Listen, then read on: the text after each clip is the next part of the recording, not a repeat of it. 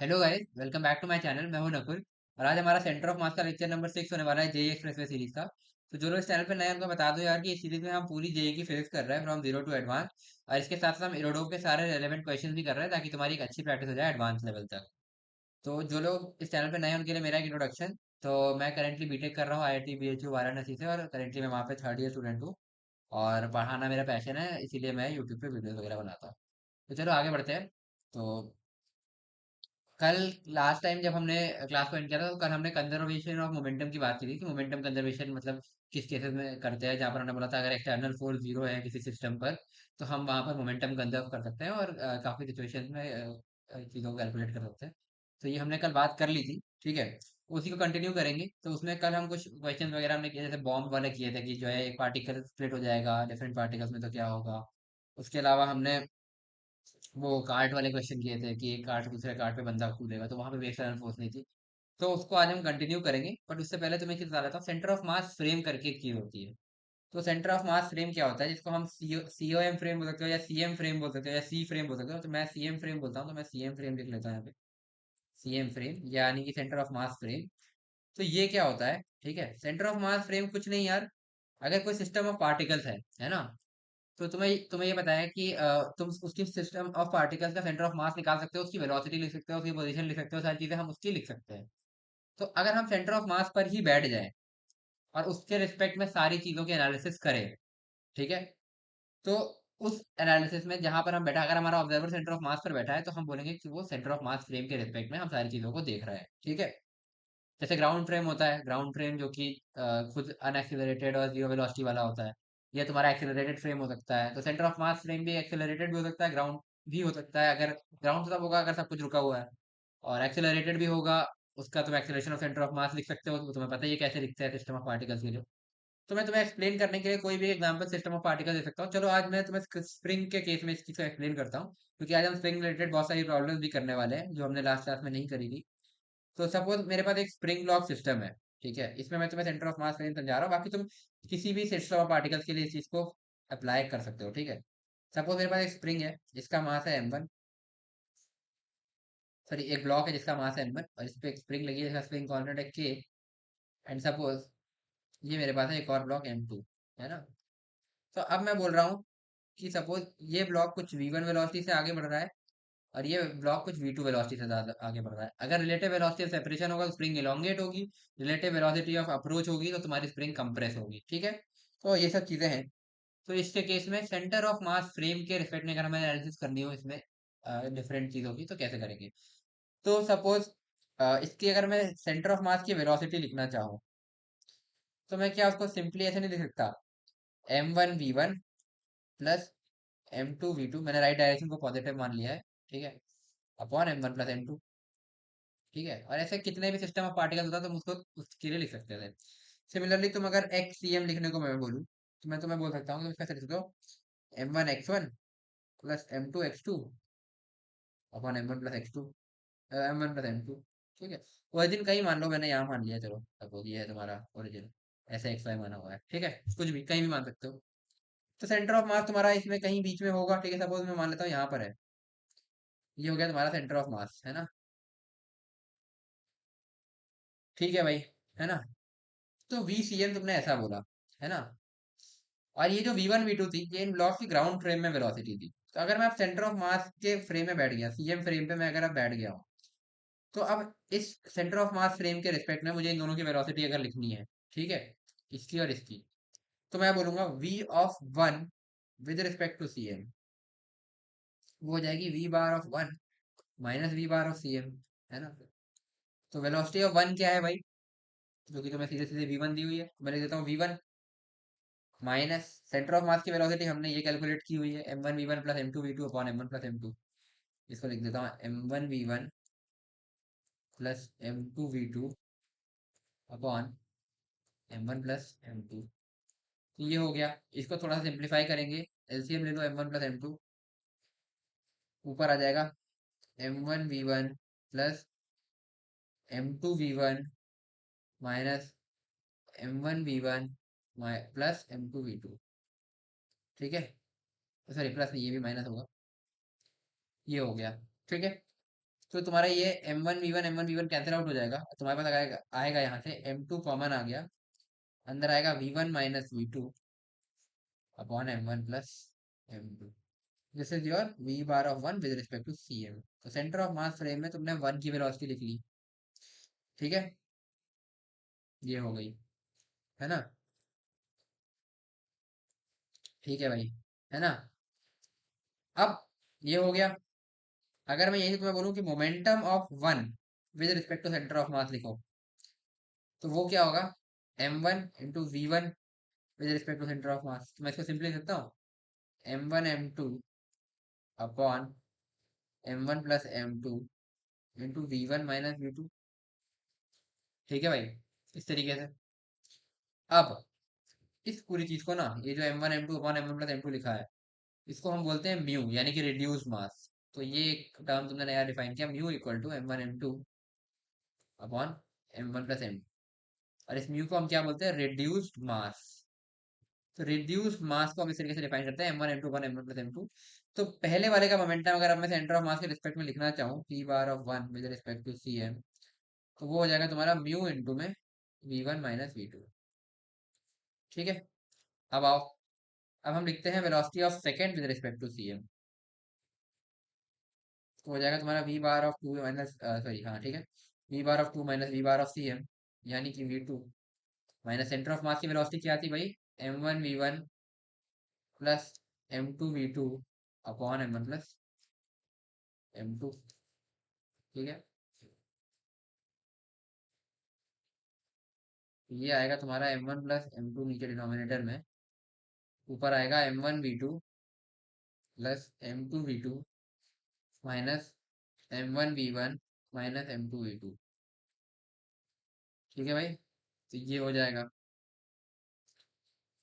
तो यहाँ से ये दोनों कैंसिल आउट हो गए। ये आएगा तुम्हारा M1 इंटू में V2 minus V1 upon M1 plus M2। ये आ गया तुम्हारा V bar of two with respect to CM। Centre of mass के फ्रेम में तुमने वेलोसिटी ऑफ सेकंड लिख ली। अब momentum of two with respect to centre of mass लिखना चाहोगे तो हो जाएगा M2 इंटू में V2 with respect to CM, ठीक है। तो ये हो जाएगा वही M1 M2 upon M1 plus M2 into V2 minus V1। ये हो जाएगा वही mu into V2 minus V1। तो P bar of two with respect to CM आ गया, ठीक है।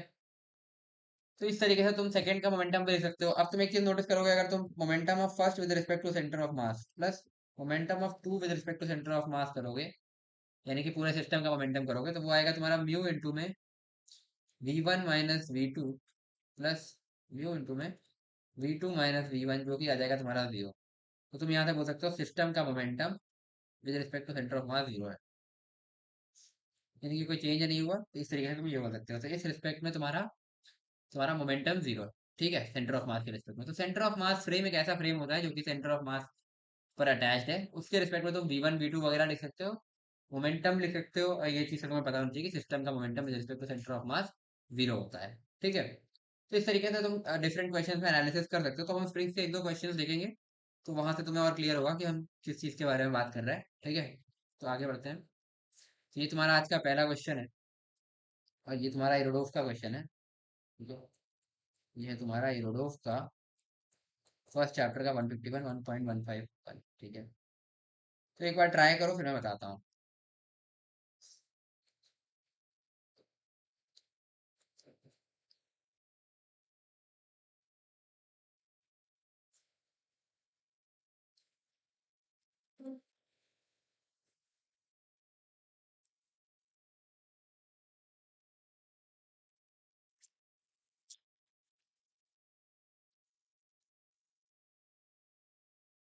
तो चलो देखते हैं क्वेश्चन को। तो स्प्रिंग के क्वेश्चन तुम्हारी यहाँ से अप्रोच बनेगी, तो कैसे करते हैं। जैसे बोला, two bars of masses m1 and m2 are connected by a weightless spring of stiffness x rest on smooth horizontal plane. Bar 2 is shifted a small distance x to the left and then released. Find the velocity of center of inertia of system after one breaks of the ball. चलो, पहली चीज centre of inertia centre of mass ही है, उससे confuse मत होना। दूसरी चीज तुम यहाँ देख रहे हो, कंप्रेशन भी इसने x दे दिया है ना, और इसने स्टिफनेस भी x दे दिया है। तो ये तुम्हें कंफ्यूजन क्रिएट कर सकती है। तो हम इसको x की जगह k मानेंगे, ठीक है। हम इसको एक्स ना मान करके के मानेंगे, जो हम हमारा अपना कन्वेंशन होता है। ठीक है, तो हम इसको के मानेंगे ताकि दो दो एक्स ना हो जाए कोई प्रॉब्लम है। ठीक है, चलो अब होगा क्या, चलो फिगर बनाते हैं। तो बेसिकली मैं एक यहाँ से स्टैंडर्ड ये ले लेता हूँ रेफरेंस के लिए। तो फर्स्ट केस में तुम्हारा बोल रहा है ये कि पहला ब्लॉक तुम्हारा ये इस तरीके से रखा है, ब्लॉक वन। ठीक है, इससे हमने स्प्रिंग अटैच की हुई है, और सपोज ये अपनी नेचुरल लेंथ पर है अभी, है ना, अभी कोई कंप्रेशन हमने इसमें नहीं किया है, और ये है तुम्हारा ब्लॉक टू। ठीक है, और इसका मास है m1, इसका मास है m2। ठीक है, ऐसे रखूंगा। अब ये कह रहा है कि हम इसको थोड़ा सा राइट वाला जो ब्लॉक है इसको थोड़ा सा लेफ्ट शिफ्ट करेंगे, है ना, जिसकी वजह से इसमें कंप्रेशन आएगा x का। ठीक है, तो मतलब वन वाला तो वही रहेगा, इसका मास है m1। तो इसको हमने कुछ शिफ्ट किया और ये कुछ आ गया अंदर यहाँ पर, एक सेकेंड, ये कुछ कंप्रेस हो गया। ठीक है, m2, ठीक है, इस तरीके का कुछ हो गया। अब ये बोल रहा है इसके बाद हम इसको छोड़ देंगे, रिलीज कर देंगे। तो जब ये वन वाला जो ब्लॉक है, ये वाला, ये जब वॉल का कांटेक्ट, इस साइड वाली वॉल का कांटेक्ट छोड़ेगा, उस टाइम पर सेंटर ऑफ मास की वेलोसिटी क्या होगी। तो अब देखो यहाँ पर होगा क्या, इनिशियली तो कुछ नहीं था, जब हमने इसको यहाँ पे कंप्रेस किया, इसकी नेचुरल लेंथ है, हम इसको कुछ कंप्रेस करके ले आए। ठीक है, तो अब इस पर क्या होगा, इस पर यहाँ से एक के एक्स स्प्रिंग फोर्स लगेगा और इस पर भी एक स्प्रिंग फोर्स लगेगा, बट ये तो इधर के नॉर्मल से बैलेंस आउट हो जाएगा। ठीक है, तो बेसिकली ये वाला जो ब्लॉक है M2 मास वाला, ये राइट भागने की कोशिश करेगा। ठीक है, जब ये राइट भागेगा, है ना, तो अब देखो इसके आगे क्या होने वाला है। तुम्हारा ये जो है, ठीक है, ये स्प्रिंग फोर्स ऐसा केएक्स कब तक लगता रहेगा, है ना। फिर सपोज ये भागते भागते यहाँ पर वापस से अपने ओरिजिनल लेंथ वाली पोजीशन पर आया। ठीक है, अगला फिगर मैं यहाँ बना रहा हूँ।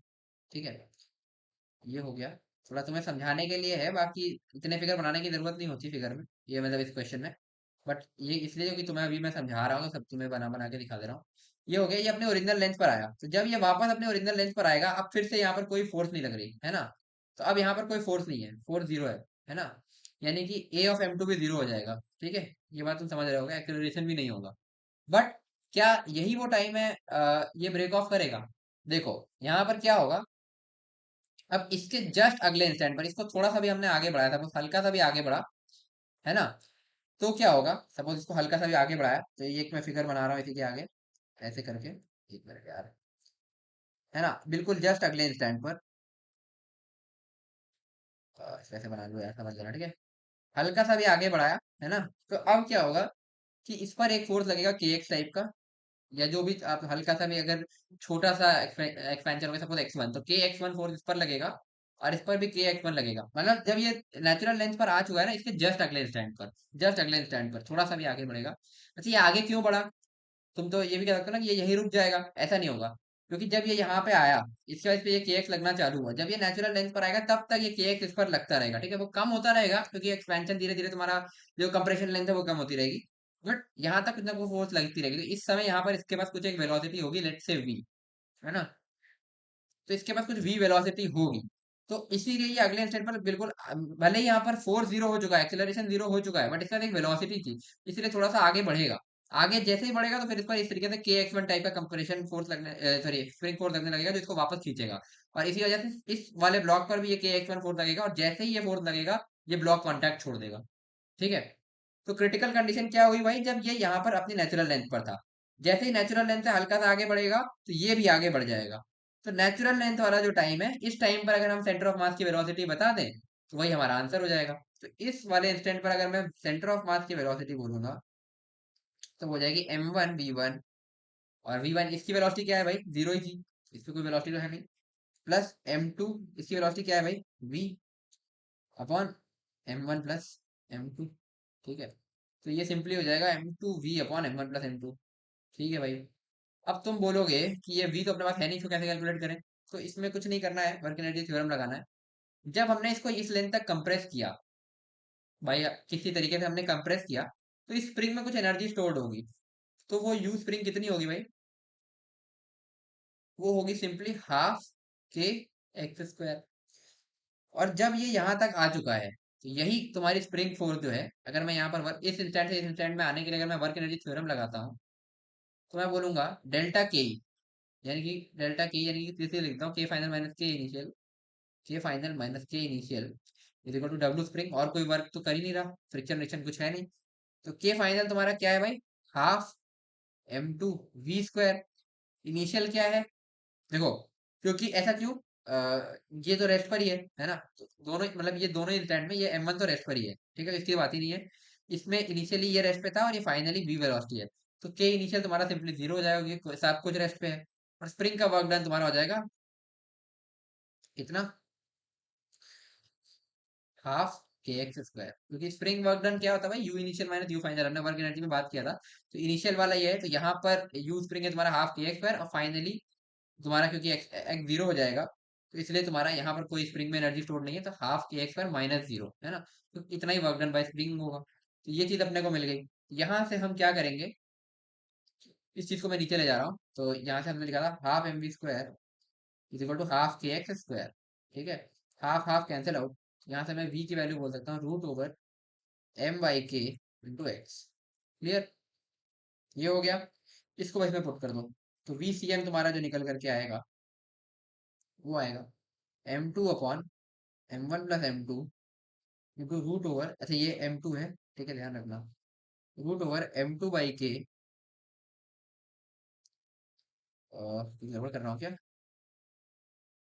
सॉरी k बाई m2 है ना, हाँ k बाई m2 है, सॉरी, ये जगह k by m2 into x. Solve करोगे तो ये आ जाएगा रूट ओवर के m2, ये m2 अंदर जाएगा, into x upon m1 plus m2। अच्छा, अब तुम इसका एरोडो में आंसर चेक करोगे ना, तो तुम्हें दिखेगा root over X m2 into X, तो उसने स्टिफनेस को भी एक्स लिया था, बट हमने इसको के कर लिया था ताकि दो दो एक्स ना आए, तो ये तुम्हारा आंसर हो जाएगा। तो इस तरीके से क्वेश्चन को तुम सॉल्व करोगे, तो ये हो गया, ठीक है। ये तो सेंटर ऑफ मास फ्रेम इसमें यूज नहीं हुआ, ऐसे ही था। अब ये तुम्हारा अगला क्वेश्चन, ठीक है, ये भी स्प्रिंग का है, तो इसको ट्राई करो। ये भी तुम्हारा एरोडोफ का क्वेश्चन नंबर है, एरोडोफ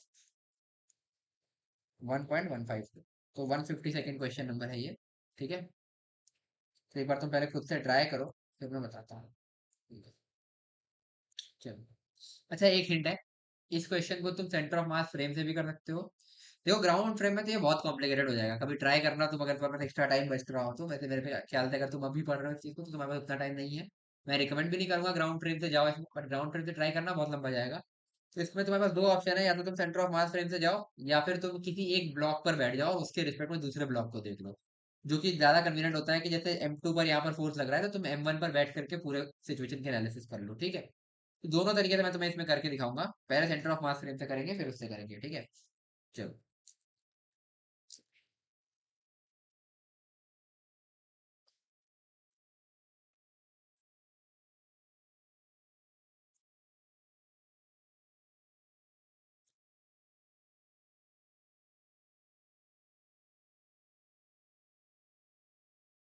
आ जाओ। चलो, अब इसमें बोल रहा है two bar connected by a weightless spring, stiffness X, फिर से वही बात यार, स्टिफनेस को फिर ये एक्स बोल दे रहा है, मैं इसको के बोलूंगा। इसको तुम अपने हिसाब से चेंज कर लेना भाई, इसको के कर लेना, ठीक है। And length in non deform state L not, ठीक है, ऐसा है। A constant horizontal force F starts acting on one of the bars as shown in figure, ठीक है। पहले ये मतलब अपने नेचुरल लेंथ वगैरह पे था। Find the maximum and minimum distances between the bars during the subsequent motion of the system, ठीक है। अच्छा, अब एक बात तुम समझ रहे हो, अगर मैं M1 M2 और ये पूरे को मैं एक सिस्टम मान लूं, तो तुम्हारी एक्सटर्नल फोर्स F लग रही है ना, ठीक है। उसकी वजह से तुम्हारा जो सेंटर ऑफ मास का एक्सिलरेशन होगा, अगर मैं सेंटर ऑफ मास का एक्सिलरेशन लिखना चाह रहा हूँ, तो वो जाएगा तुम्हारा, है ना, F external by total mass. तो एफ एक्सटर्नल तुम्हारा क्या है, एफ, टोटल मास क्या है M1 प्लस M2, है ना। और ये पूरा का पूरा राइट साइड में है, ठीक है। तो ये हो गया सेंटर ऑफ मास एक्सिलरेशन। तो सेंटर ऑफ मास हमेशा एक्सिलरेटेड रहेगा, तो जिसका मतलब है कि मिनिमम तो तुम्हारा सिंपली दिख रहा है कि अभी जब ये नेचुरल स्टेट में है तभी रहेगा, तो मिनिमम तो तुम्हारा एल नॉट ही रहेगा, ठीक है। तो उसकी तो बात ही नहीं है। अब हम बात करेंगे maximum distance between the bars की, ठीक है, मेन क्वेश्चन वही है। तो मैक्सिमम कैसे निकालेंगे भाई, तो उस चीज को तुम्हें समझना होगा। तो सेंटर ऑफ मास फ्रेम से चलते हैं पहले, ठीक है। चलो, देखते हैं।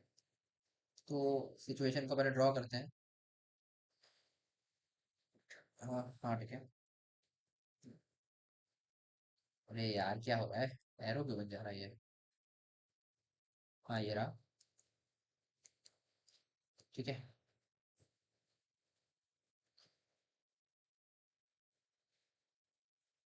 इस तरीके से दोनों स्प्रिंग से कनेक्टेड है। इस पर हमने एफ लगाया। इसका मास शायद तुम्हें M2 दिया था, इसका मास M1 दिया था, इसको मैंने K बोल दिया। ठीक है। अब मैं कह रहा हूँ कि होगा क्या, देखो जैसे तुम एफ लगाओगे ना, तो इस पूरे सिस्टम पर एक नेट एक्सेलरेशन आ गया राइटवर्ड्स, जिसकी वजह से क्या होगा, जब तुम्हारा जस्ट ये चलना चालू होगा, इस पर लगेगा यहाँ पे एक के एक्स अपोज करने वाला, इस पर भी एक लगेगा के एक्स। ठीक है। और सेंटर ऑफ मास भी तुम्हारा कुछ एक्सेलरेटेड होगा, ये भी एक्सेलरेटेड होगा, ये भी एक्सेलरेटेड होगा। जनरली होगा क्या, जब तक ये कंप्रेशन, जब तक ये इलोंगेशन हो रहा है, ठीक है, होगा क्या, जैसे तुम लगाओगे इलोंगेशन चालू होगा। इलोंगेशन किस वजह से होगा भाई, कि ये थोड़ा सा ज्यादा तेजी से उधर जा रहा होगा कंपेयर टू दिस, है ना। इसलिए तुम्हारे पास एक इलोंगेशन आएगा। बट एक समय ऐसा आएगा जब तुम्हारा इन दोनों की वेलोसिटी बराबर हो जाएगी, जैसे ये भी v से चलने लगा, ये भी v से चलने लगा, और फिर वही तुम्हारा सेंटर ऑफ मास की वेलोसिटी जाएगी, सेंटर ऑफ मास भी v से चलने लगा, है ना। उस टाइम पर तुम बोलोगे तुम्हारा मैक्सिमम इलोंगेशन हो चुका है ना। क्योंकि हो क्या रहा है ना, एक्चुअली में तुम्हारा ये, तो मैं बता रहा हूँ ऐसा क्यों हो रहा है। ठीक है। जैसे ही एफ लगाया, स्प्रिंग में एक्सपेंशन होना चालू होगा, ये हल्का सा भी राइट जाएगा तो एक्सपेंशन चालू होगा। स्प्रिंग में एक इस तरीके का रिस्टोरिंग फोर्स के एक्स आएगा, इधर भी के एक्स आएगा। तो इनिशियली क्या होगा ना, कि ये एफ जो है तुम्हारा के एक्स पे भारी पड़ेगा। जब एफ के एक्स पे भारी पड़ेगा, तो ये तुम्हारा इधर भागेगा, है ना, कुछ एक नेट एक्सीलरेशन से, और ये के एक्स की वजह से इधर भागेगा। तो ये जनरली ज्यादा भागेगा, ये कम भागेगा। तो इनके बीच में एक रिलेटिव वेलोसिटी ऑफ सेपरेशन चालू हो जाएगा। ठीक है, ये दूर दूर होने लगेंगे। फिर एक समय आएगा जब तुम्हारा यहाँ पर जो वेलोसिटी v होगी, वही इसकी भी वेलोसिटी होगी। उस टाइम पर तुम बोलोगे कि अब मैक्सिमम एलोंगेशन तुम्हारा हो चुका है। अच्छा, इसको उससे कंफ्यूज मत कर लेना कि जब तुम्हारा दोनों ये फोर्स बराबर हो गया उस समय ऐसा होगा, नहीं। ऐसा क्यों नहीं होगा। जब दोनों फोर्स बराबर होगा तो वही वाला हिसाब जैसा हम पिछले क्वेश्चन में देख के आ रहे थे, एक्सेलरेशन जीरो हो जाएगा। बट उस समय पर एक वेलोसिटी होगी, तो उसको अपोज करने के लिए आपको ये रिटार्डेशन होगा। बट उसके थोड़ा और आगे जा करके एक ऐसा इंस्टेंट आएगा जब वेलोसिटी जो है इसकी इसके बराबर हो जाएगी। उस पॉइंट पर तुम बोलोगे, और उस पॉइंट पर ऑब्वियसली ये ज्यादा होगा इससे, तो फिर उसके बाद कंप्रेशन चालू हो जाएगा। तो वो होगा मैक्सिमम सेपरेशन वाला पॉइंट। ठीक है। तो ये तो हो गई ग्राउंड फ्रेम में एनालिसिस। अब ग्राउंड फ्रेम में तुम इसको करने जाओगे ना तो बहुत दिमाग खराब होगा। तो हम क्या बोलते हैं, हम सेंटर ऑफ मास से बैठ जाते हैं। ठीक है। अब सिचुएशन समझ में आ गई ना, तो अब सेंटर ऑफ मास के रिस्पेक्ट में तुम्हें बताता हूँ। सेंटर ऑफ मास पे हम बैठ गए। तो अब सेंटर ऑफ मास में क्या होगा, जब इनिशियली इलोंगेशन जब तक चल रहा है, तो मैं बोल रहा हूँ ये यहाँ से कुछ आगे जा रहा है, सेंटर ऑफ मास तो रुका हुआ है, तो ये वाला ब्लॉक आगे जा रहा है, सपोज इसमें कुछ इलोंगेशन हुआ x2, और ये वाला ब्लॉक इधर जा रहा है। क्योंकि एक्चुअली में क्या है ना, कि इसका वेलोसिटी ज्यादा है, इसका कम है, और सेंटर ऑफ मास इनके इंटरमीडिएट कहीं है। तो ये बेसिकली सेंटर ऑफ मास के रिस्पेक्ट में ये ब्लॉक इधर जा रहा होगा, और ये ब्लॉक इधर जा रहा होगा जब तक एक्सपेंशन हो रहा है। ये सपोज कितना चला गया, ये कुछ x1 इधर से चला गया लेफ्ट साइड में। ठीक है। तो फाइनल फिगर अब हमारे सेंटर ऑफ मास फ्रेम में क्या बनेगा, अगर हम सेंटर ऑफ मास में बैठे हैं, तो वो मैं बनाने जा रहा हूँ। ये रहा तुम्हारा M1, कुछ एक्सपैंड कर गया ये बेसिकली। थोड़ा सा ऊपर वाले फिगर के रिस्पेक्ट में अगर मैं कहना चाहूँ तो ऐसा बोल दूंगा कि ये एक्सपैंड हो गया। ठीक है। ये भी एक्सपैंड हो गया, ये इधर चला गया M2, है ना। सेंटर ऑफ मास वहीं का वहीं है अभी, ठीक है, उससे मत कंफ्यूज होना। एक्सपेंशन इसमें आया तुम्हारा x1 का। ठीक है। ये एक्सपेंशन x1 का है, ठीक है, कंफ्यूज मत होना, ये लेंथ x1 नहीं है, लेंथ तो L0 थी। ठीक है। यहाँ पर L0 थी। अब ये L0 plus x1 plus x2 total length हो जाएगी, क्योंकि इधर x2 का एक्सपेंशन हो गया। तो अब मैं फोर्सेस दिखाना चाहूँ अगर, ठीक है, पहले ग्राउंड फ्रेम वाली दिखा लेते हैं हम। ठीक है। तो ग्राउंड फ्रेम में हमारे पास इस पर थी F, इसके अलावा थी तुम्हारे पास एक ये K। अब सेंटर ऑफ मास के रिस्पेक्ट में बोल रहा हूँ तो KX2 बोल दूंगा ना। ठीक है। और इसमें तुम्हारे पास आ जाएगी KX1, है ना। एक मिनट, चलो ठीक है। और ये हो गई तुम्हारे ग्राउंड फ्रेम के रिस्पेक्ट में वेलोसिटी, तुम्हारे फोर्सेस। ठीक है। बट हमारा जो ये फ्रेम है, ये एक एक्सिलरेटेड फ्रेम है। ठीक है। तो अब क्या होगा, एक मिनट, कुछ गड़बड़ कर रहा हूँ क्या, सॉरी, ये के एक्स ही होगा यार। ये क्यों है, ये होगा, ये तो एक्सपेंशन पर डिपेंड करता है, वही मुझे लग रहा था कुछ गड़बड़ कर रहा हूँ। तो ये के एक्स ही होगा, ठीक है। तो ये हो गया, है ना। अब एक बात ये बताओ मुझे, है ना, तो एक चीज तुम समझ रहे होगे, एक्स क्या है, एक्चुअली में एक्सपेंशन है, तो एक्स क्या, x1 प्लस x2 नहीं है, टोटल एक्सपेंशन। बात समझे मेरी? क्योंकि ये था एल नॉट, है ना। अब इसमें कुछ एक्स हो गया एक्सपेंशन। तो एक्स जो है, जो लेफ्ट साइड का एक्सपेंशन प्लस राइट साइड का एक्सपेंशन मिला करके टोटल एक्सपेंशन होगा ना, तो टोटल एक्सपेंशन एक्स है, जो कि X one plus x two है। और ये टोटल एक्स, या तो तुम इसको K x one plus x two लिख लेते हैं, के एक्स लिख लो सिंपली, ठीक है, ये मैं कह रहा हूँ। हाँ, वरना कंफ्यूजन होगा। तो ये हो गया। अब क्योंकि हम सेंटर ऑफ मास फ्रेम में बैठे हैं, तो एक सूडो फोर्स भी आएगा। सूडो फोर्स कैसा होता है भाई, जिसको देख रहा है उसका मास जहां से देख रहा है उसका एक्सेलरेशन पलट करके ऐड कर दो। तो सेंटर ऑफ मास का एक्सेलरेशन बेसिकली तुम्हारा इस साइड है, तो इसमें सूडो फोर्स किस साइड होगा, उल्टे डायरेक्शन में होगा, इधर। ठीक है। तो जिसको देख रहा है उसका मास यानी कि m1, और एक्सेलरेशन ऑफ सेंटर ऑफ मास तुमने निकाला हुआ है f upon m1 plus m2।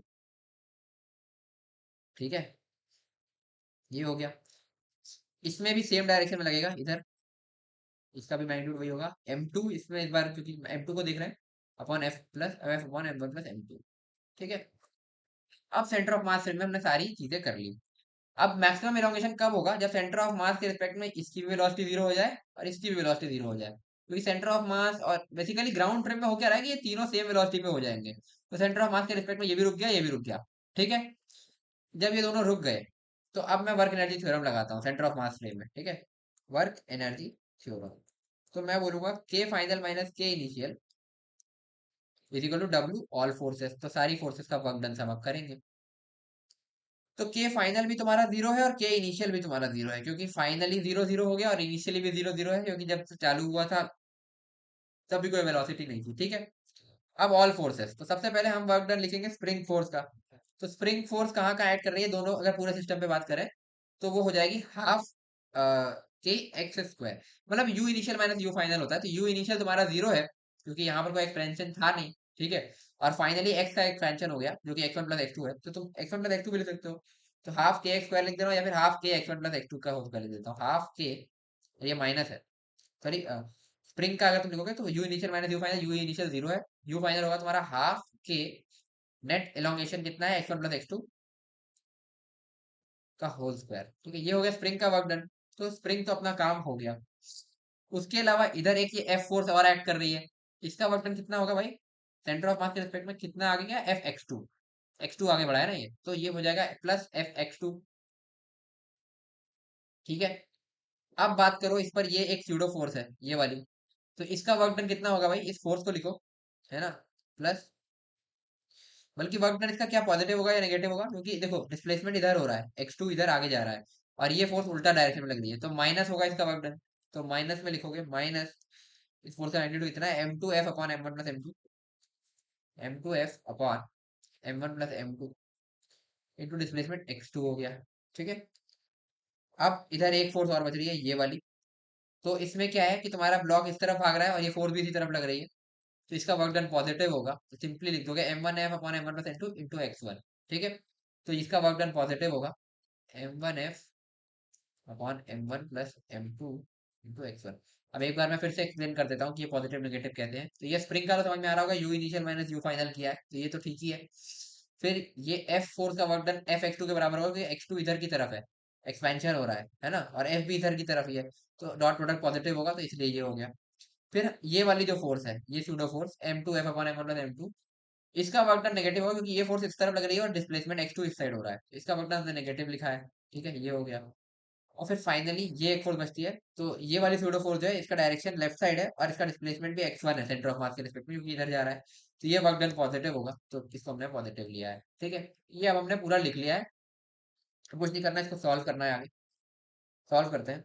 तो इधर से हम लिखेंगे zero equal to minus half के x one plus x two का होल स्क्वायर प्लस, है ना, इन दोनों को एक साथ लेते हैं, एक्स टू को कॉमन लेके, प्लस एक्स टू कॉमन लिया मैंने अगर, तो अंदर आएगा तुम्हारा F minus M two F upon M one plus M two, और एक प्लस बचेगा तुम्हारे पास m one F upon M one plus M two into X one. ठीक है, ये तो है ही है। अब क्या करूंगा मैं, इस माइनस हाफ के x one plus x two, इसको एलएचएस में ले जाता हूँ यार, बार बार माइनस कौन लिखेगा, तो मैं इधर लिख लेता हूँ हाफ के x one plus x two का whole square is equal to, इधर आएगा तुम्हारा एक्स टू और साथ में एफ भी कॉमन ले लिया, तो अब आएगा तुम्हारा M one plus M two minus M two upon M one plus M two, ये हो गया, plus M one F X one upon M one plus m2। तो m2 कैंसिल आउट हो जाएगा। अब ये बचेगा तुम्हारा f m1 x2 upon m1 plus m2 plus f m1 x1 upon m1 plus m2। ठीक है। तो यहाँ पर मैं f m1 upon m1 plus m2 इतना कॉमन लूंगा तो अंदर बचेगा x1 प्लस x2, है ना। ये है तुम्हारा बराबर हाफ के x1 प्लस x2 का होल स्क्वायर। अब x1 भी पॉजिटिव था, x2 भी पॉजिटिव था, तो ये स्क्वायर को मैं सीधा सीधा यहाँ से एक से काट दूँ, पॉजिटिव क्वांटिटी काट दी, तो यहाँ से ये आया। तो x1 प्लस x2 की वैल्यू आ जाएगी 2f m1 upon k into में m1 प्लस m2। और ये x1 प्लस x2 ही तुम्हारा x था, जो कि मैक्सिमम एलोंगेशन भी था, तो मैक्सिमम एलोंगेशन यही है। तो मैक्सिमम एलोंगेशन जो पूछा था वो हो जाएगा तुम्हारा 2f m1 upon k m1 plus m2। तो मैक्सिमम डिस्टेंस पूछा था दोनों के बीच में, मैक्सिमम डिस्टेंस कितना हो जाएगा, वो हो जाएगा तुम्हारा इनिशियल लेंथ थी L0 प्लस एलोंगेशन इतना हो गया प्लस x, है ना। तो जिसको मैं लिख सकता हूँ L0 plus 2f m1 upon के m1 प्लस m2। तो मैक्सिमम डिस्टेंस इन दोनों के बीच में इतना रहेगा, क्योंकि इनिशियल लेंथ थी प्लस एलोंगेशन, तो L0 plus 2f m1 upon के m1 प्लस m2। तो ये तुम चेक कर सकते हो, यही आंसर आएगा। तो इस तरीके से तुम इस क्वेश्चन को सॉल्व कर सकते थे। अच्छा, इसका एक मेथड और है, ये मैं तुम्हें दे रहा हूँ होमवर्क में, मैं तुम्हें समझा दे रहा हूँ, ठीक है।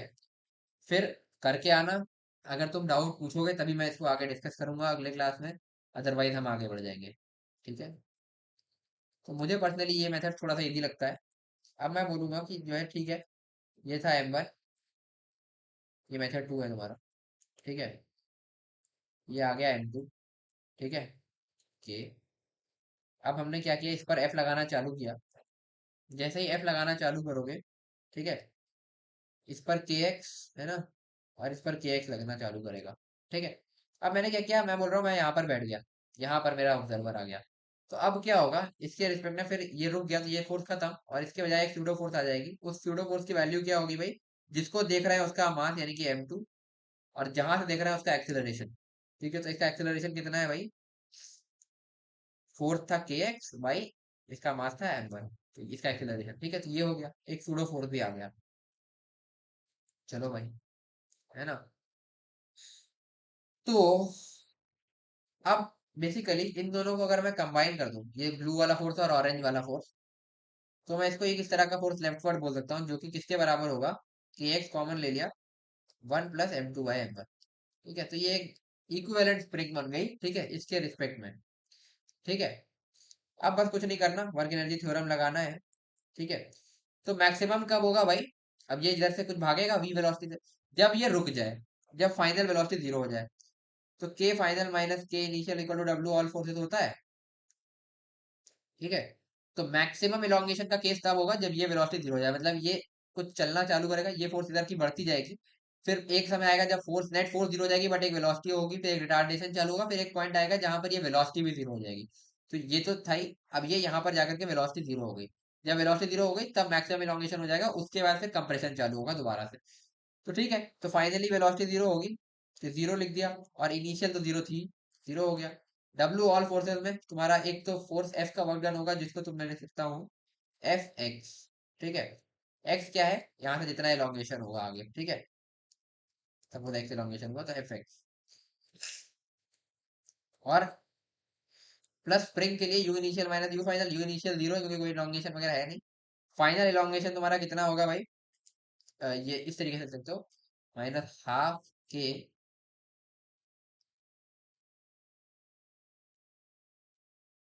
Into 1 plus m2 by m1 x square, ठीक है। ये कैसे किया मैं फिर से बता दे रहा हूँ। हमने इस पूरी स्प्रिंग को एक इक्विवेलेंट स्प्रिंग से चेंज कर दिया, कि स्प्रिंग फोर्स वैसे तो ग्राउंड फ्रेम में के एक्स होती, बट इस फ्रेम में कितनी होगी, के एक्स और into 1 plus m2 by m1, ठीक है। तो एक इक्विवेलेंट स्प्रिंग ले ली, जिसका स्प्रिंग कांस्टेंट हो गया के into 1 plus m2 by m1, और एलोंगेशन उसका फिर एक्स हो गया, और इस तरीके से हमने इसको सॉल्व कर लिया, ठीक है, राउंड फ्रेम से देखने के लिए। तो इस तरीके से मैंने इसको लिख लिया है, ठीक है। ये था, इसलिए ये थोड़ा सा टिपिकल था, थोड़ा समझने में दिक्कत आएगी, बट अगर ये मेथड समझ गए हो ना तो ये जल्दी आंसर निकाल के देगा, अभी तुम खुद ही देखोगे। ठीक है भाई। तो इसको अब मैं सॉल्व करूंगा तो मैं लिख सकता हूँ F X is equal to, वाला पूरा राइट में लेगा, half K m1 upon m1 plus m2 into X square. X और ये कैंसिल हो गया, एक्स पॉजिटिव है, तो एक्स की वैल्यू सीधे सीधे दिख रही है, 2f। अच्छा एक मिनट, गड़बड़ हो गई यहाँ पे, न्यूमरेटर में m1 प्लस m2 है ना भाई, नीचे m1 है, जल्दी जल्दी में गड़बड़ हो गया। तो 2f m1 upon k into में m1 प्लस m2, ये आंसर आ गया। अब तुमने देखा होगा कि इस मेथड से तुम्हारा विद इन टू, ये मतलब ये 2 स्लाइड भी नहीं लगी, 1.5 स्लाइड में आंसर आ गया। और इधर तुम्हारी 4 से 5 स्लाइड लगी थी, तो ये लंबा बड़ा सेंटर ऑफ मास, और ये मेथड तुम्हें छोटा पड़ा, तो यहाँ पर तुम्हें ये बेटर रहेगा कि तुम एक ब्लॉक पर बैठे दूसरे को देख लो, बट फिर तुम्हें उसके बाद ये लिखना आना चाहिए स्प्रिंग फोर्स। तो हमने क्या किया है यहाँ पर, फिर से देख लो, ये स्प्रिंग फोर्स हुई, तो हमने इसको K into one plus M two by M one को एक स्प्रिंग कांस्टेंट की तरह ट्रीट किया, और एक्सपेंशन एक्स का ही हुआ है। तो उस तरीके से हमने इक्विवेलेंट स्प्रिंग कांस्टेंट लेकर के, और हमने फिर ये लिख दिया है तुम्हारा फोर्स, हाफ के एक्स स्क्वायर टाइप का, ये हो गया। अदरवाइज अगर तुम्हें नहीं समझ में आ रहा है कि ये कैसे लिखा है भाई, तो तुम इन दोनों फोर्सेस का वर्क डन निकालो, और वर्क डन के लिए फिर तुम जैसे तुमने ये स्प्रिंग का फॉर्मूला डिराइव किया था ना, जहाँ पे इंटीग्रेशन किया था, तो इसके लिए इंटीग्रेशन करोगे के एक्स के लिए, तो माइनस के एक्स डी एक्स टाइप का आएगा, फिर इंटीग्रेट करोगे जीरो से लेकर के जो भी आगे तक तुम्हें एक्स तक चाहिए, और इसका माइनस ये के m2/m1 x D x type का आएगा, फिर इंटीग्रेट करोगे, अल्टीमेटली यही निकलेगा। ठीक है, समझ में आ गया तो अच्छी बात है, नहीं तो इंटीग्रेशन करना भाई। मेरे ख्याल से समझ में आ गया होगा, तो इस तरीके से तुम इस क्वेश्चन को भी सॉल्व कर लोगे। तो यही था इसमें। ठीक है, आगे बढ़ते हैं, एक क्वेश्चन और लेंगे। ठीक है, ये भी तुम्हारा एरोडोस का क्वेश्चन है, तो यहाँ लिख देता हूँ, एरोडोस क्वेश्चन नंबर 1.164, फर्स्ट चैप्टर का 164 क्वेश्चन नंबर। इसको ट्राई करो, मैं बता। ओह,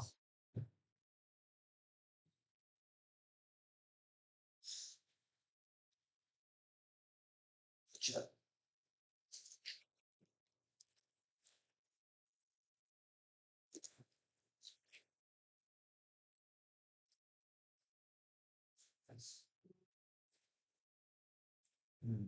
तो चलो देखते हैं इस क्वेश्चन को।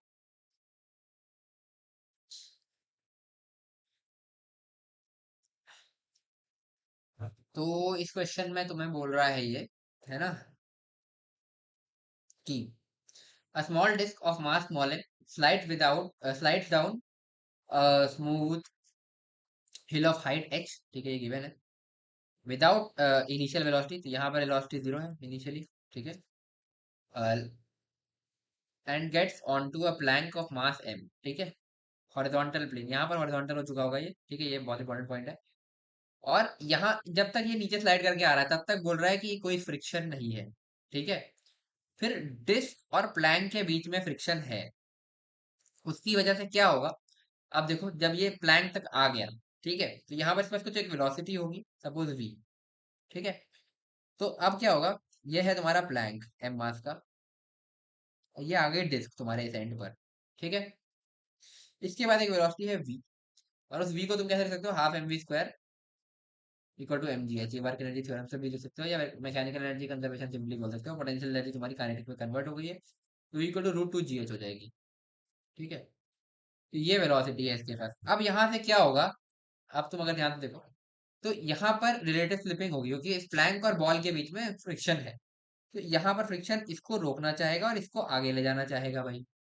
ठीक है ना, इस तरीके से फ्रिक्शन की वैल्यू क्या होगी, यहाँ पर सपोज म्यू गिवन नहीं है, हम म्यू अपने से मान लेते हैं, म्यू नॉर्मल, यानी कि म्यू, और छोटे वाले का मास है एम जी एच, ऐसा बोल सकता हूँ मैं, म्यू एम जी एच हो जाएगी, सॉरी एच कहाँ लगा रहा हूँ, म्यू एम जी हो जाएगी। ठीक है, ये हो गया। हाँ, अब मेरे से बोल रहा है वर्क डन बाय फ्रिक्शन बताना है, होगा क्या। अब धीरे धीरे इसकी वेलोसिटी कम होती जाएगी और इसको कुछ वेलोसिटी मिलती जाएगी, एक पॉइंट आएगा जब ये दोनों सेम वेलोसिटी से चलने लगेंगे, उस पॉइंट पे तुम्हारा मोशन हम बोलेंगे कंप्लीट हो गया। तो उस पॉइंट तक तुम्हारे फ्रिक्शन ने कितना वर्क डन किया तुम्हें बताना है। तो अब इसको तुम ग्राउंड फ्रेम में कर सकते हो, सेंटर ऑफ मास फ्रेम में कर सकते हो, या किसी एक फ्रेम में कर सकते हो। ठीक है, तो चलो देखते हैं। मैं क्या सोच रहा हूँ, इसको मैं ट्राई करने जा रहा हूँ इस एम के फ्रेम में। सपोज मैं इस एम वाले ब्लॉक पर बैठ गया, जब ऐसा किया तो ये फ्रिक्शन खत्म, और ये यहाँ पर एक स्यूडो फोर्स लगने लगेगा। ठीक है, स्यूडो फोर्स कितना होगा भाई, जिसको देख रहा है उसका मास, यानी कि छोटे वाले का मास स्मॉल है, जहां से देख रहा है उसका क्या एक्सेलरेशन, तो इसका एक्सेलरेशन कैपिटल एम, तो क्या होगा, ये कैपिटल एम, इसमें फ्रिक्शन फोर्स थी, friction by capital M. Clear, इसका एक्सेलरेशन, तो ये हो गया तुम्हारा स्यूडो फोर्स, है ना। तो अब मैं बोलूंगा कि इसके रिस्पेक्ट में तुम्हारा मोशन कब खत्म होगा, जब ये जीरो हो जाए।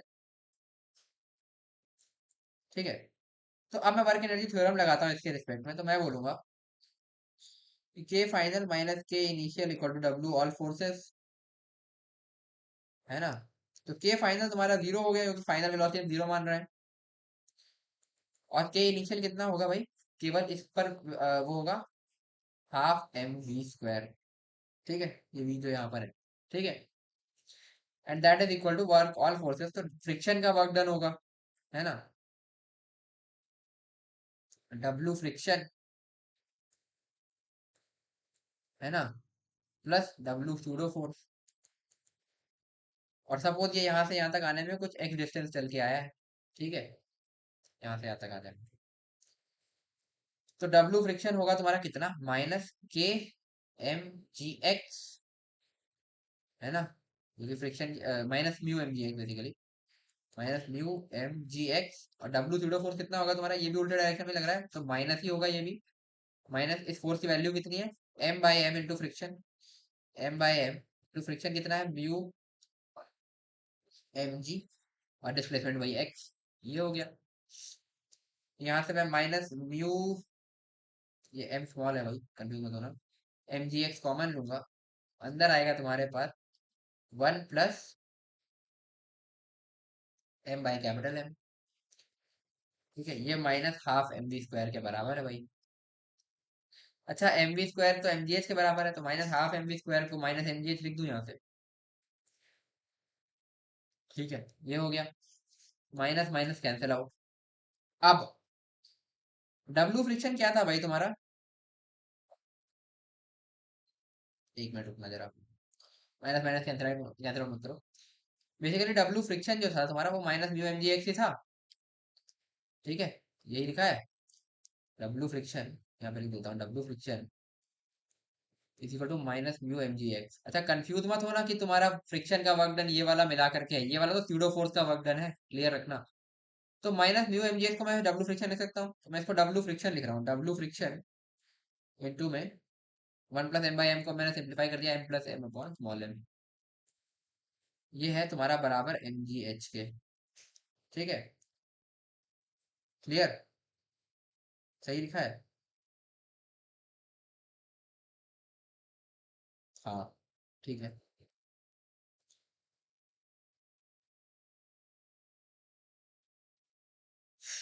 तो तुम्हारा डब्ल्यू फ्रिक्शन जो निकल करके आएगा, वो आएगा, अच्छा ये कैपिटल एम है, ये आएगा तुम्हारा M M upon M plus M जी एच, और ये वाली जो क्वांटिटी है, ये है तुम्हारी रिड्यूस्ड मास, है ना, ऑफ सिस्टम। जैसे अभी हमने ऊपर स्प्रिंग के लिए देखा था, वैसे इस सिस्टम के लिए भी है, क्योंकि दोनों के mass multiplication upon m M upon M plus m, basically इस टाइप का। तो म्यू जी एच बोल सकते हो इसको, तुम्हारा फ्रिक्शन का वर्क डन आएगा, ये माइनस था यहाँ पर, ठीक है, एक ये माइनस, तो माइनस तो work done by friction negative आ रहा है, तो माइनस म्यू जी एच आएगा, जिसमें म्यू की वैल्यू होगी तुम्हारी M M upon M plus M, तो ये तुम्हारा डब्ल्यू फ्रिक्शन आ गया। ठीक है, तो इस तरीके से तुम इस क्वेश्चन को सॉल्व कर लोगे, तो ये डन हो गया है। सेकंड पार्ट है, बोल रहा है can it be stated that result obtain does not depend on choice of reference frame, बताओ। अच्छा, अब इस पे तुम्हारा जेई एडवांस एक अच्छा सवाल बना सकता है, सीधे सीधे यही क्वेश्चन दे दे, है ना, और इसमें तुम्हें फ्रिक्शन के वर्क डन के एक दो ऑप्शन दे दे, उसके बाद तुम्हें एक ऑप्शन और दे दे मल्टी करेक्ट में, कि इसमें work done by friction frame dependent है या नहीं है। तो मतलब डिपेंडेंट है एक ऑप्शन दे दे, और डिपेंडेंट नहीं है ये दूसरा ऑप्शन दे दे। तो ज्यादातर लोग क्या करेंगे, जिनसे ये क्वेश्चन सॉल्व नहीं होगा, टाइम कम होगा या नहीं हो रहा होगा, तो वो सीधे सीधे ये डिपेंडेंट है या नहीं वाले में कोशिश करेंगे, कि वो उन्होंने ज्यादातर लोग रट के रखते हैं कि भाई वर्क डन तो फ्रेम डिपेंडेंट होता है, तो फ्रिक्शन का वर्क डन भी फ्रेम डिपेंडेंट हो जाएगा, तो वो फ्रेम डिपेंडेंट वाले पे टिक करके आगे बढ़ जाएंगे, और चुपचाप से निगेटिव माइनस वन मार्क्स ले लेंगे।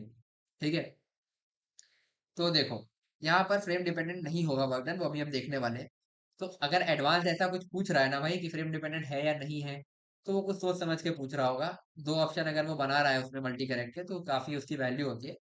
तो ऐसे ही कुछ भी रटी हुई डेफिनेशन मत लगा देना, समझने की कोशिश करना पूछ क्या रहा है। अब चलो देखते हैं फ्रेम डिपेंडेंट क्यों नहीं होगा, है ना, किसी भी फ्रेम में तुम एनालिसिस करो। चलो ये मैं तुम्हें समझाता हूँ सेकंड वाले पार्ट को। तो सपोज ये तुम्हारे पास एम मास का प्लैंक था, ये तुम्हारा ये था स्मॉल एम मास का। अब अगर तुम ध्यान देखो, हमने जो क्या किया, हमने इसको रोक दिया, इसको, और हमने इस पर कुछ फोर्सेस लगाई, तीन फोर्सेस आई, मतलब दो फोर्सेस आई, एक तो फ्रिक्शन की और एक तुम्हारी स्यूडो फोर्स, जिसकी वजह से ये तो रुका ही हुआ था, और ये यहाँ से यहाँ तक एक्स चला, और ये आगे जाकर के ये भी रुक गया। यहाँ पर वी थी, यहाँ पर इसकी वी इक्वल टू 0 हो गई। डब्ल्यू फ्रिक्शन को हमने सिंपली बोल दिया माइनस फ्रिक्शन इंटू एक्स। ठीक है, ये हो गया था। बट अब सपोज मैं ग्राउंड फ्रेम की बात करता हूँ, है ना। तो ग्राउंड फ्रेम में क्या होगा, समझने की कोशिश करना। ये है एम, ये भी यहाँ पर है, ठीक है। इस पर लगना चालू करेगा फ्रिक्शन ऐसे, इस पर लगना चालू करेगा फ्रिक्शन ऐसे, ठीक है। और सपोज मैंने यहाँ पर इसको रेफरेंस लेते हुए बोल दिया कि ये है तुम्हारा ओरिजिन। अब क्या हुआ, इन दोनों की वजह से जब ये दोनों सेम वेलोसिटी पर आएंगे, ठीक है, तो ये सपोज कुछ आगे बढ़ चुका है, और ये इस पर कुछ आगे होगा, ठीक है, डन। यहाँ पर कहीं होगा। तो बेसिकली ये कितना आगे बढ़ गया भाई यहाँ से यहाँ तक। चलो दूसरे कलर से दिखा देता हूँ। ओरिजिन से ये वाला जो ब्लॉक है तुम्हारा, ये बेसिकली यहाँ से यहाँ तक x2 आगे बढ़ गया, है ना। ठीक है, या इसके सेंटर को ले लेते हैं तो तुम्हें ज्यादा क्लियर रहेगा मेरे ख्याल से। चलो, है ना, इसका सेंटर था, अब इसका सेंटर यहाँ है। ये बेसिकली कितना आगे बढ़ गया, x2 आगे बढ़ गया। और ये बॉल कितना आगे बढ़ गई भाई, ये यहाँ थी, ये यहाँ से यहाँ तक x1 आगे बढ़ गई, है ना। तो W फ्रिक्शन अब तुम क्या लिखोगे, तो एक हो जाएगा माइनस एफ x1, है ना, इस वाले फ्रिक्शन की वजह से, क्योंकि ये बॉल तो x1 आगे बढ़ी है ना। और इसका वर्क डन होगा प्लस एफ, क्योंकि फ्रिक्शन इस पर भी तो लग रहा है ना, आप क्योंकि अब हम ग्राउंड फ्रेम में देख रहे हैं, प्लस एफ। और ये ब्लॉक कितना आगे बढ़ा है भाई, x2, है ना। ये हो गया। चलो,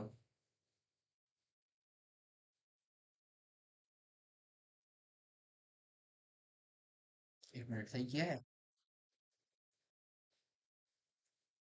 हाँ, तो ये आ जाएगा तुम्हारा minus F x1 minus x2, है ना। x1 माइनस x2 एक्चुअली में है क्या भाई, वही है कि रिलेटिवली ब्लॉक पर कितना चला। अगर ये x2 है तो ये भी x2 है ना। तो अगर ये, एक मिनट, वही चीज मैं कहना चाह रहा था, मिड से मिड मत ही जोड़ो, ठीक है। तो इसी को x2 बोल दो ना, ठीक है, स्टार्टिंग का, इसको ही बोल दो x2, ग्रीन कलर से दिखा रहा हूँ, x2। तो x1 माइनस x2 करोगे तो तुम्हारे पास क्या आएगा, क्या ये डिस्टेंस नहीं आ जाएगी जो कि तुम्हारे ऊपर वाले रिलेटिव वाले केस में जो हमने सॉल्व किया है वो x थी रिलेटिव, मतलब इस ब्लॉक के ऊपर कितना चला है। तो वो सिंपली माइनस एफ एक्स नहीं हो जाएगा। यही तुमने यहाँ पर निकाला था माइनस एफ एक्स करके, माइनस म्यू जी एच, ये सर तुमने लिखा था ना minus F X minus mu M G X, है ना, ये लिखा हुआ है यहाँ पे। यही चीज यहाँ पर भी आ गया। तो ग्राउंड फ्रेम में लिया तो भी यही आ गया, कोई और फ्रेम लेकर तुम देख लेना तो भी यही आएगा।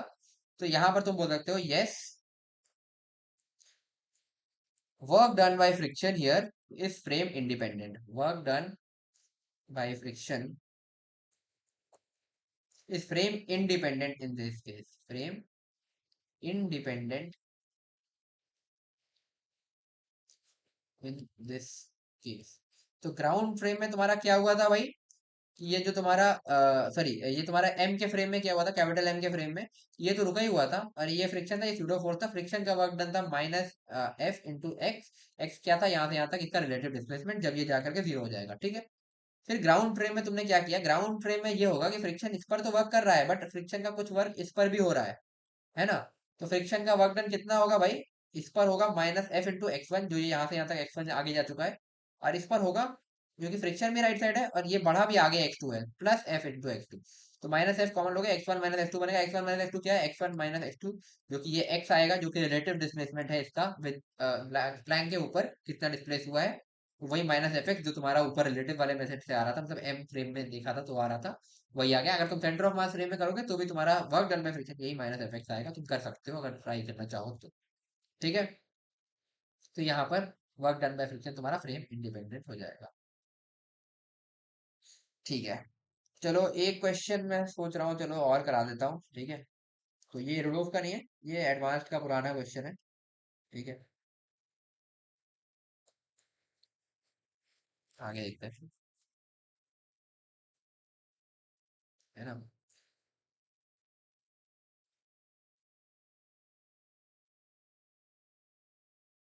तो इसमें तुम्हें क्या दिया था, इस तरीके का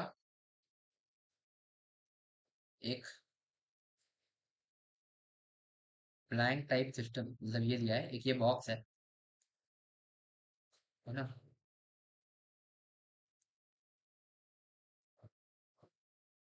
ये रिसेंट में ही आया है मल्टी करेक्ट में, ठीक है, बट मैं, मेरे को सारे ऑप्शन तो याद नहीं है, जितना याद है उतना मैं तुम्हें बता रहा हूँ। और ये रखा है एक स्मूथ सरफेस के ऊपर, ठीक है। ये है smooth surface, mu equal to 0। अब क्या है कि मैंने एक बॉल ली, जिसको मैंने यहाँ से रिलीज किया, है ना।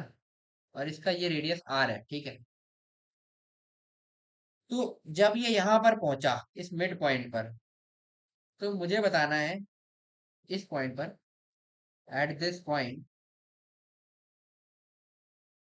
वेलोसिटी ऑफ बॉल क्या हो। चलो देखते हैं। अब यहाँ पर होगा क्या यार, है ना, कि जैसे ही ये यहाँ से चलना चालू करेगा, सपोज मैं किसी जनरल स्टैंड की बात करता हूँ इस पॉइंट पर, तो यहाँ पर ये एक जो है ना, इसका जो वेट है इस बॉल का mg, इसका एक कंपोनेंट ऐसे आएगा, एक कंपोनेंट ऐसे आएगा। तो जो ये वाला कंपोनेंट है ना, इसकी वजह से तुम्हारा ये जो ब्लॉक है ये कुछ इस तरफ ढकेलना चालू हो जाएगा, लेफ्ट साइड भगना चालू हो जाएगा, है ना।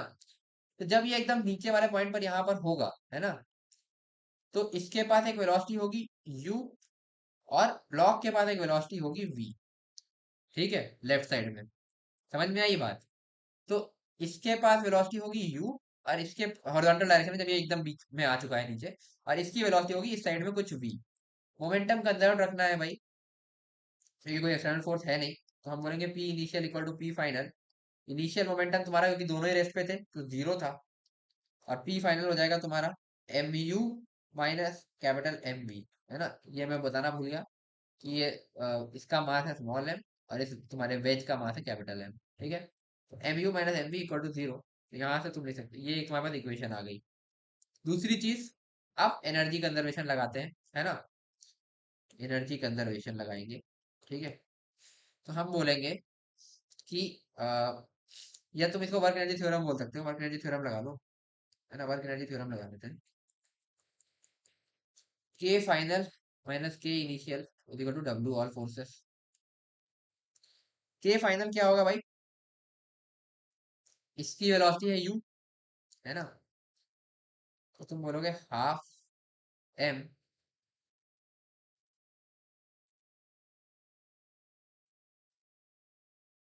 u square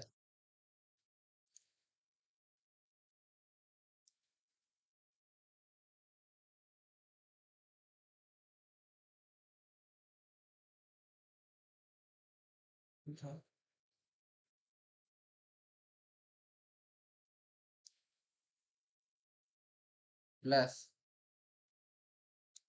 half m v square. हाँ, तो इसको देखो, half m u square plus half m v square is equal to,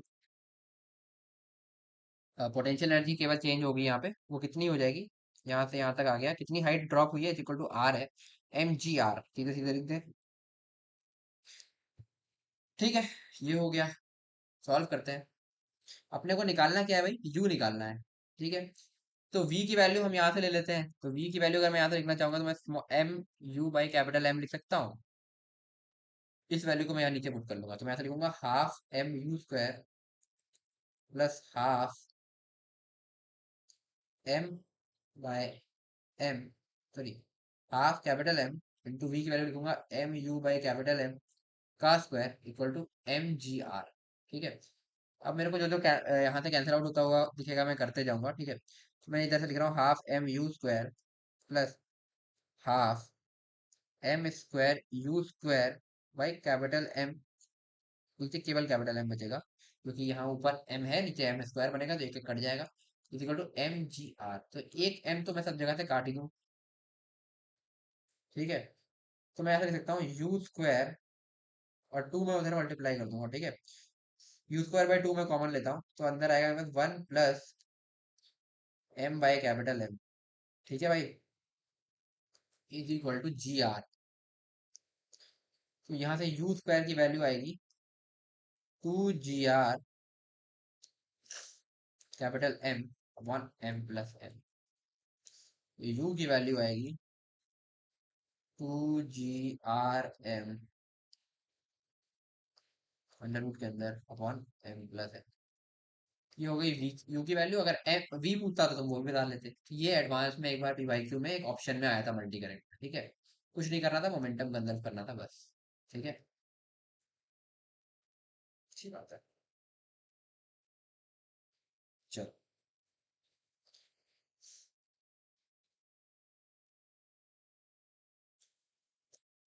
ये किसी टाइप का क्वेश्चन मेरे पास भी है, तो ये भी एडवांस प्रॉब्लम है, ठीक है। ये एडवांस में आया नहीं था, बट उसी टाइप का क्वेश्चन है, तो देख सकते हो ये भी एक बार। तो क्वेश्चन नोट करो, पहले मैं फिगर बना देता हूँ।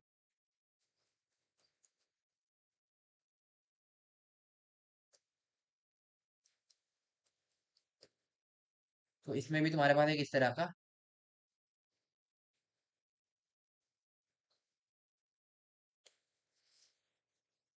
प्लान गिवन है, जैसा पिछले क्वेश्चन में था। ध्यान रखना, इसमें लेफ्ट साइड में एक वॉल है, पिछले वाले में नहीं थी। ठीक है, ये प्लैंक है। यहाँ पर एक m मास का पार्टिकल है, इसका रेडियस मैं बोल दे रहा हूँ r है, ठीक है। ऐसे बोल रहा है ऑल कॉन्टैक्ट्स आर स्मूथ,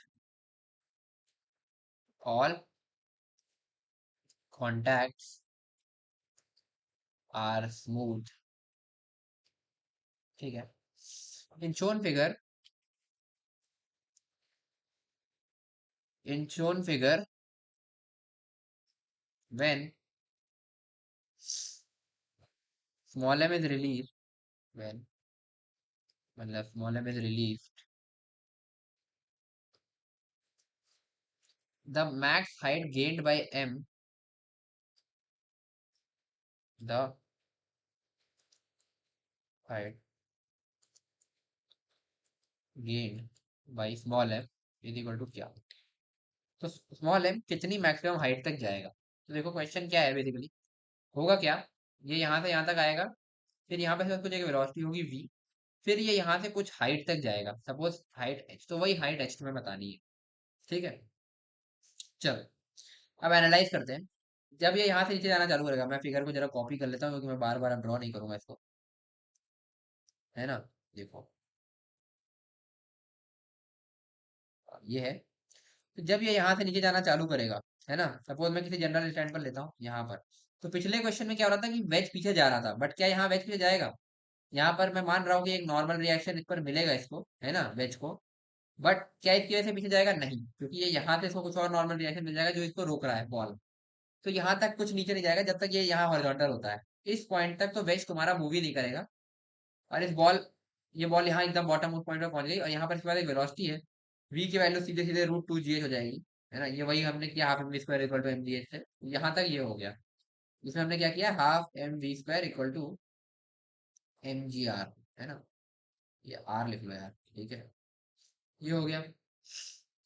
इसके बाद क्या होगा, अब इसके बाद तुम यहाँ जब ये ऊपर जाला चालू करेगा, तो मैं किसी जनरल स्टैंड पे बात कर रहा हूँ।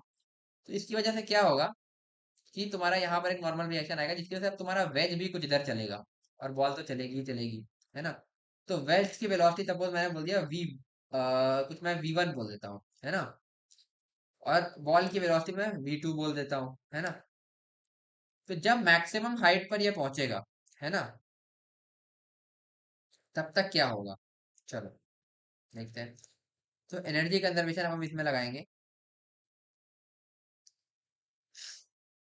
हाँ,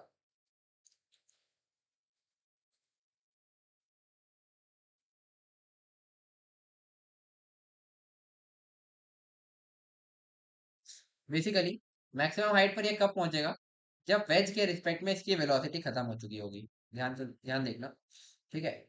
ये यहाँ से चलेगा, इसके पास कुछ वेलोसिटी होगी, वेज के रिस्पेक्ट में जब इसकी वेलोसिटी जीरो हो गई है ना, किसी पॉइंट पर सपोज यहाँ पर, तो ये मैक्सिमम हाइट पर पहुंच जाएगा। तो अगर हम वर्क एनर्जी थ्योरम लगाते हैं इसमें सिंपली, तो इनिशियल केस है हमारा ये बॉटम वाला, तो के फाइनल माइनस के इनिशियल, चलो सीधे मैं एनर्जी कंजर्वेशन लगा लेता हूँ, ठीक है, मैकेनिकल एनर्जी कंजर्वेशन लगा लेता हूँ, ज्यादा इजी पड़ेगा।